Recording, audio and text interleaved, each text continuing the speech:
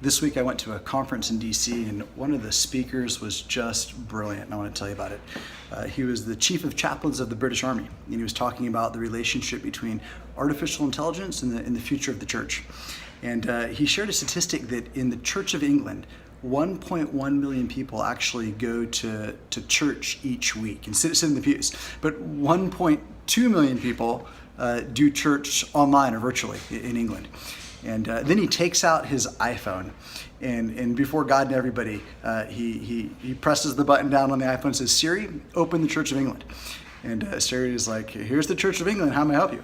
And then he says, "Siri, lead me in the daily prayer."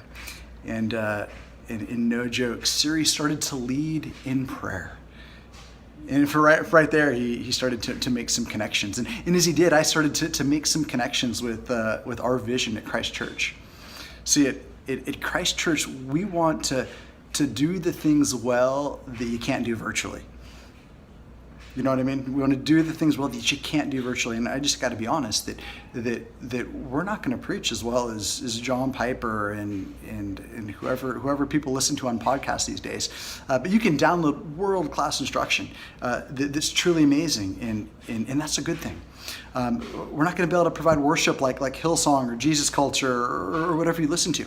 That's world-class musical ability that we can't compete with. But what we want to do well is those things that you can't do virtually. And so we want to take communion every week, because you can't take communion digitally. You have to be there to receive the sacrament and the grace that's provided through faith. So we're going to take communion every week because you can't do it digitally.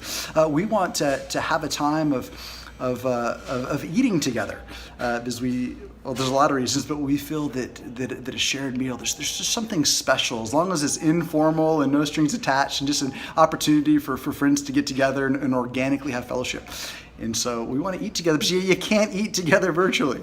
We also want to have a time of ministry where if God's up to something or there's somebody sick, we can actually lay hands and anoint with oil and pray for those that need prayer. But you can't anoint with oil virtually. And so just this week I was reminded of our vision of wanting to do the things well at Christ Fellowship Leavenworth that we can't do virtually.